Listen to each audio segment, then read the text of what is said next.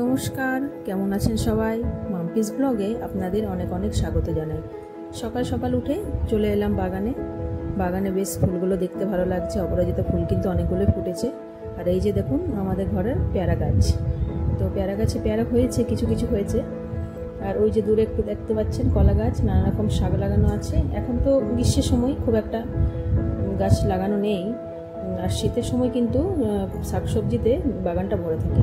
আর এই যে এই তেলটা দেখতে পাচ্ছেন, এটা আমি চুলের জন্য বানিয়েছিলাম। জবা ফুল, জবা পাতা, যেমন ভিডিওতে দেখাই দেখে পরে বানিয়েছিলাম, জানি না এখন কতটা ভালো।